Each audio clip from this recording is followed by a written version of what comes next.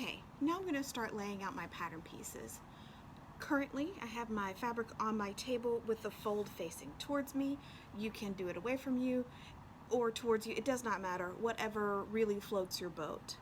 I have my fabric set up in a lengthwise fold because that is what I think is going to be working best for us. And so what I'm going to do is I'm going to find my first piece of pattern that I think I'm going to need, and that is going to be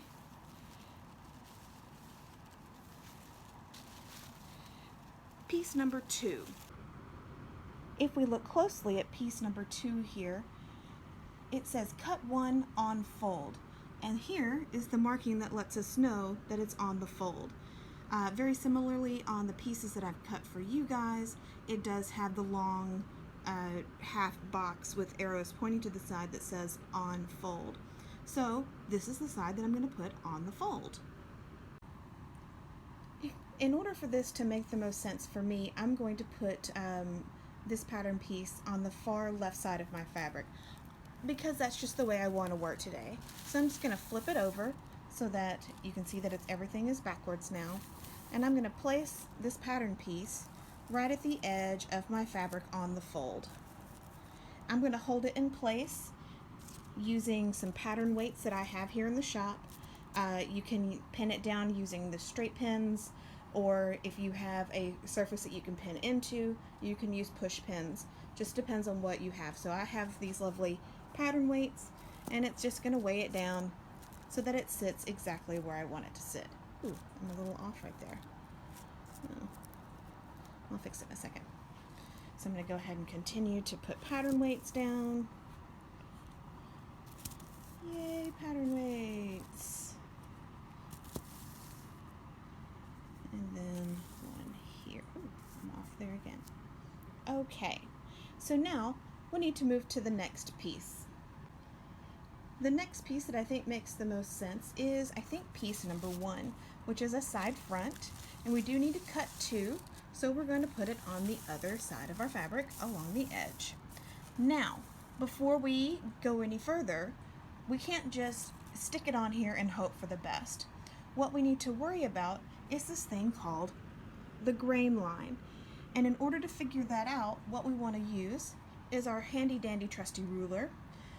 And what we're going to do is we're going to put the edge of our ruler right at the edge of our fabric here.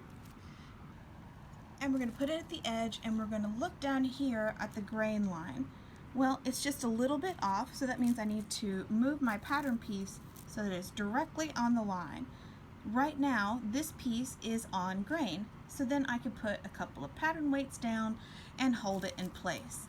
However, if I look at how it's sitting on the fabric right now, this is really not the most economical use of my pattern or of my fabric. So what I think I'm going to do is flip it upside down, just like I did the other. Because I think it's going to make a little bit more sense if I cut it like this as opposed to the other way, because it gives me a lot of space here. So if I needed to put a couple of other pieces, which I probably will, I can do that. So here's a better representation of what I mean about grain. See, I've got the edge of my pattern here, what looks nice and straight up against that edge of that fabric, and oh, that would be so lovely. However, I've also put my ruler there at the edge, but if you look, you can really see how far off the grain line is. So what I need to do is I need to just tilt my pattern piece so that it fits and it goes right down the center of one of my lines on my ruler. And now that I've got this, I'm going to go ahead and put some pattern weights down. Ooh. There we go. Trying to do this in a video camera is very odd. Okay. So the next big pattern piece that I think we need to worry about is our back piece. This lovely guy here, number 6. So I think what I'm going to do is I'm going to put her also upside down. And remember, we need to worry about the grain line. I'm going to actually scoot her all the way, almost touching this other guy up here. Because remember, all of our pattern pieces that we're working with right now all have our seam allowances already included in them. So we don't have to worry about adding any extra. So having them butt up against each other like this is okay. But first, I think I really need to worry about this grain line, because if I'm looking at it, it looks a little off. So, just like I have been doing, I'm just going to put my ruler all the way at the edge here. Make sure there we go, I'm all the way at the edge. And, I was right. I need to fix this. So I'm just going to scoot it so that it's right on the grain. And then, of course, using my pattern weights, I'm going to go ahead and weight her down.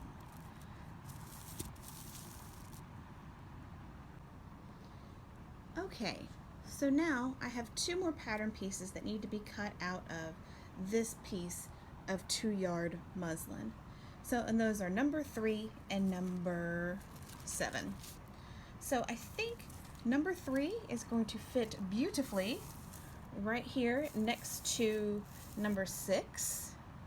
And if we notice, if we look at number 7 here, it's just this lovely little piece. We need to cut 2 of him.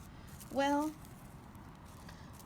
he's not going to fit right here because it covers up part of number 6. So remember that section up here at the very top where we had quite a bit of room.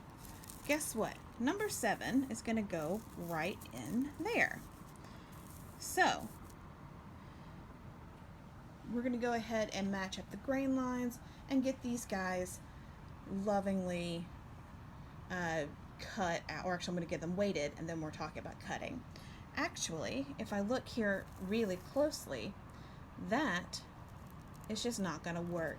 So what I think I'm going to have to do is turn number 3 upside down so that I have more room up here at the top where this guy has a bit of an angle to it.